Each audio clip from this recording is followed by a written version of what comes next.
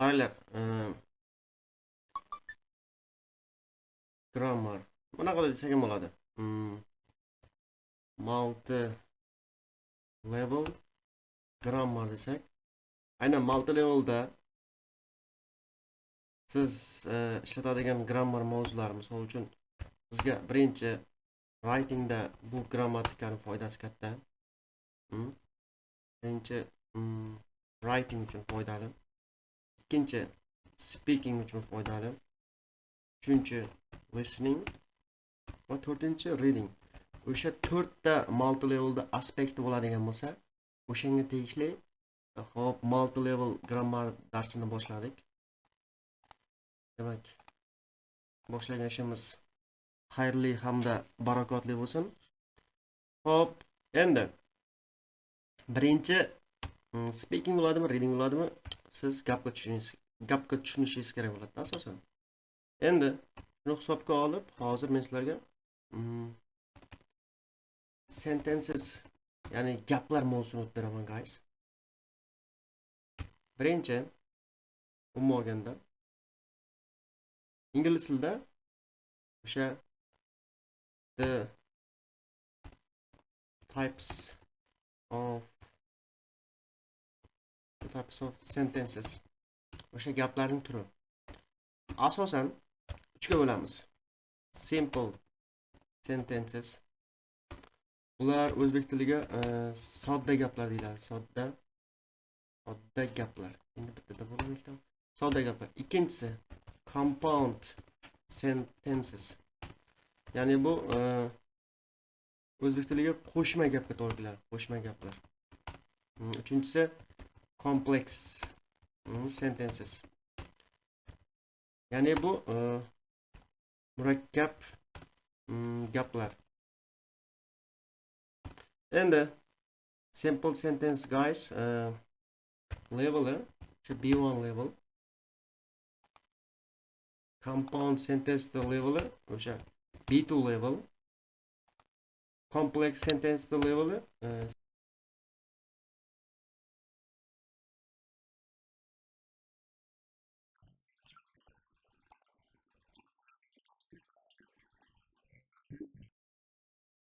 endi hop, sizlar bilan hozir to'xtaladigan mavzumiz simple sentences, ya'ni sodda gaplar. Sodda gaplar qanaqa bo'ladi?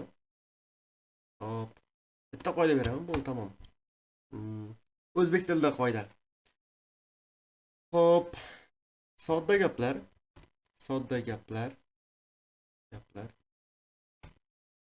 faqat bitta ega va bitta kesim yoki bir nechta uyushq, bir nechta uyushq demaylik, bir nechta kesimdan tashkil topadi. Tushunarlimi? Ya'ni umuman olganda sodda gaplarda bitta ega bo'ladi, bitta kesim yoki bir nechta kesim bo'ladi va egasi har doim nima bo'ladi? Bitta bo'ladi. Umuman olganda ega har doim bitta bo'ladi, bitta. Xo'p, endi formula deydigan bo'lsak, formula ega, endi ega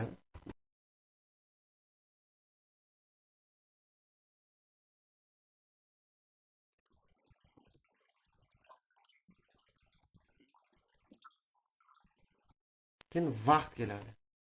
Ingliz tilida ya'ni subject, verb deganimiz endi zamonlar. Xohlasalar present simple, xohlasalar present continuous, xohlasalar can, xohlasalar past simple, ho'l object, place, joy plus time bo'ladi. Shunaqa. Xo'p, ba'zan shu birinchi formulasi shu. Tushunarlimi? Общий olganda, umuman olganda shu formulasi shu. Va qolgan gaplarni tushuntirib ketaveraman, osonroq bo'ladi. Misol uchun, I am writing yoki I am reading a book. in the library now. Demak, ega mana bu bitta. Demak, reading o'qiyapman. Am reading o'qiyapman. Kesim. Tushunarlimi? Mana bu kesim. Va bitta ega va bitta kesimdan iborat bo'lgan gaplar qanaqa gaplar deyiladi? Sodda gaplar, simple. A book object bu yerda.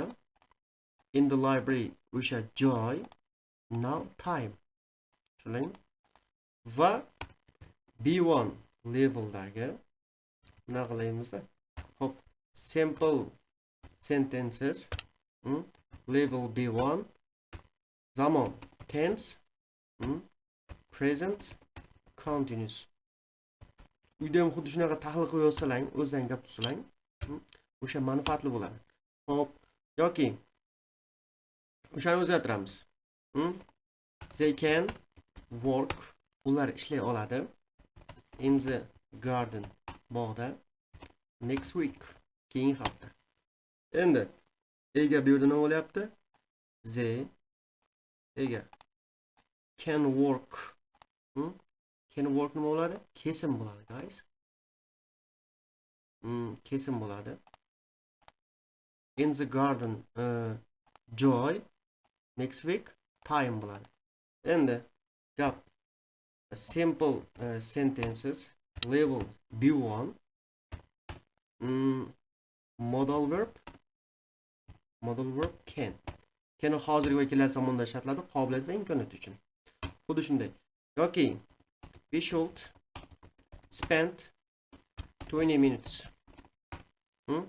Biz 20 daqiqa vaqt sarflashimiz kerak. Gapimiz simple sentence level B1 mavzu modal verb. Modal verb qaysi? Should. Should nima ifodalaydi? Maslahat ifodalaydi. Kerak ma'nosida. Endi we ega should spend sarflashimiz kerak kesim. Kesim bo'ladi, guys. Aynan. Va 20 minutes time.